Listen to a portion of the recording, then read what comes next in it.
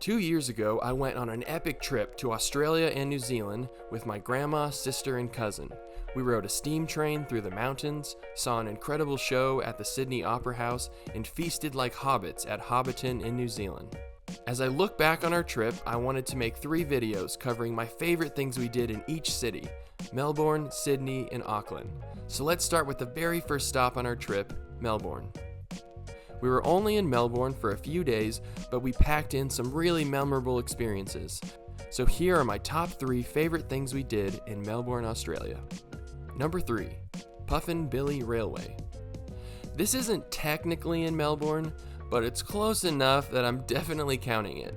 Puffin Billy is located about an hour outside the city in Belgrave, and getting there is really easy either by car or public transit. And let me just say, this was one of the coolest train rides I've ever taken.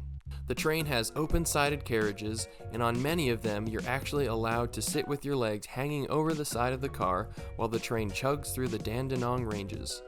It feels like something out of a storybook: rolling hills, thick fern forests, and the sound of the steam engine. We took the Belgrave to Lakeside route, which is the most popular one. It's about 1 hour each way, and you get some time to explore at Lakeside before hopping back on. At Lakeside, there's a small museum about the history of Puffin Billy, a cafe, picnic tables, and you can walk around Emerald Lake Park, which is really pretty.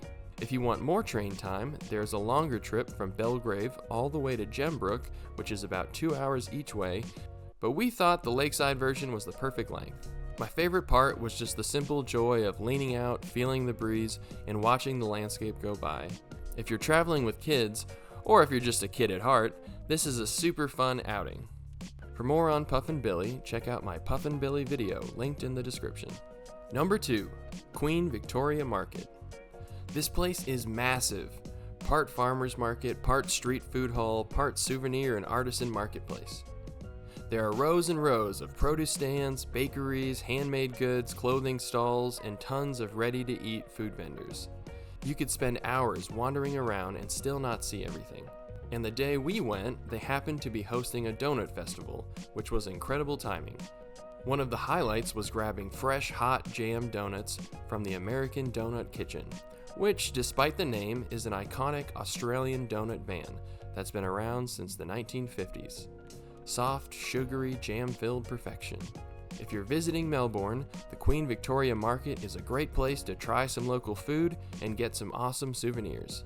To see our reaction to the American Donut Kitchen donuts, check out my video, I Flew 16 Hours for a Donut, video linked in the description. Number 1, the coffee culture.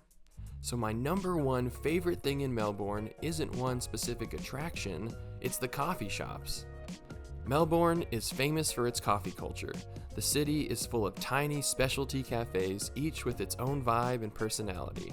And one of our favorite things on this trip was simply walking to a cafe in the morning, getting a flat white or cappuccino, and just enjoying the calm. We also chatted with local baristas and enjoyed some really good breakfast. It made the city feel warm, friendly, and inviting. It sounds simple, but those mornings were some of my favorite memories. Also, small but important detail, Melbourne's trams within the city center are free, which makes exploring the central business district really easy. Have you been to Melbourne? Do any of these match your experience? Or, if you've never been, which one would you want to do first? Let me know in the comments. I'd love to hear your take. See you in the next video, where we head to Sydney, Australia.